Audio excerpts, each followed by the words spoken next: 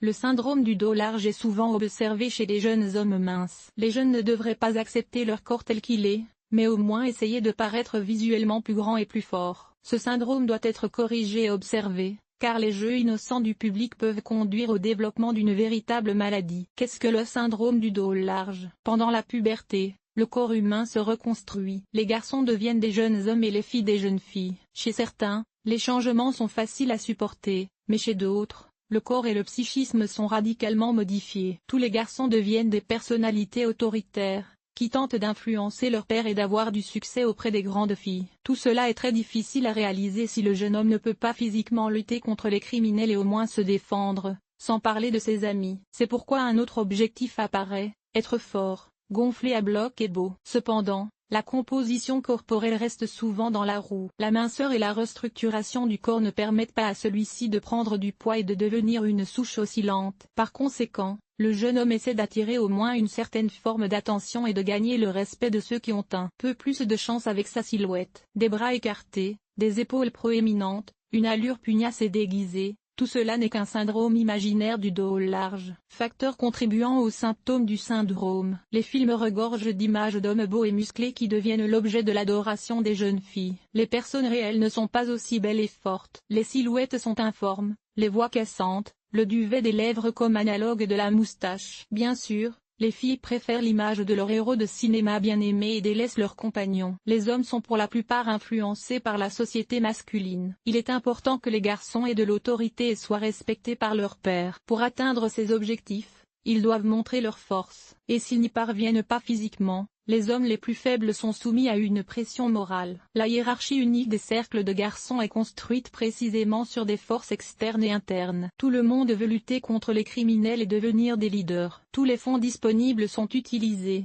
principalement pour le sport. Fondamentalement, les cours de barre fixe sont gratuits et plutôt efficaces. Des cours excessifs sans préparation peuvent provoquer un syndrome psychologique. Le corps en mutation est déjà vulnérable et des charges supplémentaires sous forme de traction peuvent exacerber la situation. Les ceintures épaulières peuvent se déformer et nous ne sommes plus des hommes ordinaires, mais des hommes forts avec des ailes. Les symptômes du syndrome sont immédiatement perceptibles. Le jeune homme essaie constamment de lever les épaules, croyant qu'il peut effrayer ou gagner le respect avec sa démarche significative. Et son apparence effrayante. Vu de côté, il a l'air drôle et ridicule. Qu'est-ce qui se manifeste? Les garçons passent leur temps libre à l'horizon, rivalisant de force et de dextérité. La marche photographique, les poses amusantes, le désir d'avoir l'air plus grand, plus gros et plus fort sont autant de manifestations du syndrome du dos large. Dans l'environnement naturel, en cas de danger, chaque animal cherche à s'agrandir visuellement. Plus l'ennemi est grand, plus il est dangereux. C'est pour cette raison que le chat arqué bat de la queue pour que l'ennemi comprenne qu'il s'agit d'une bête féroce. Il en va de même pour les garçons. Leur apparence puissante leur donne de l'assurance. Traitement.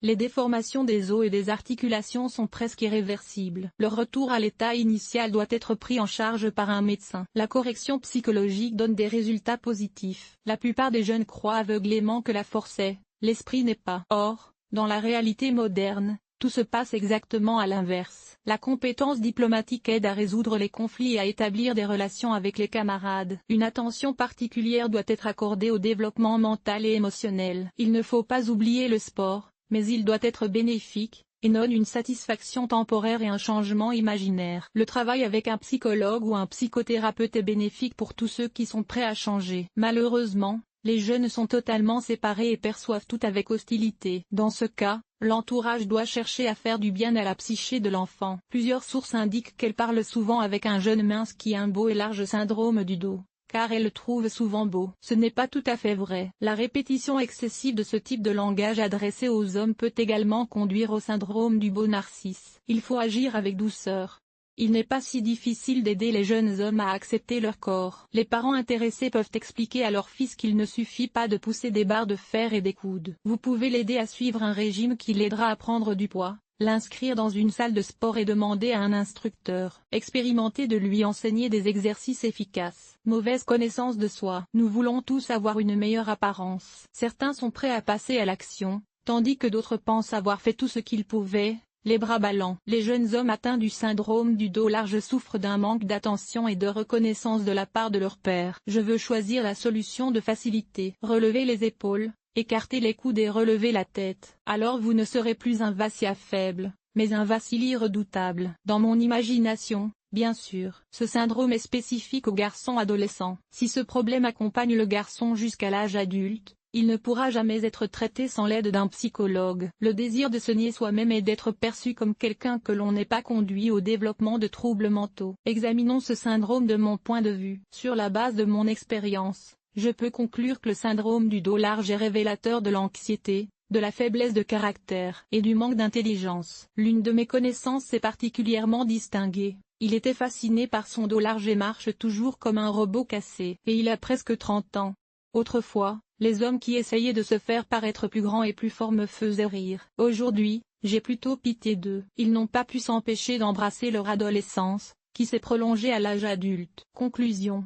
Le syndrome imaginaire du dos large disparaîtra naturellement lorsque les jeunes comprendront l'absurdité de la posture et de la démarche auxquelles ils sont confrontés. Et il est bon que les hommes rient déjà de leurs erreurs passées. Si le syndrome persiste à l'âge adulte, les hommes devraient consulter un psychologue pour tenter de résoudre ce problème. C'est mieux que d'être en retard. Cet article vous a-t-il été utile? Notez-le.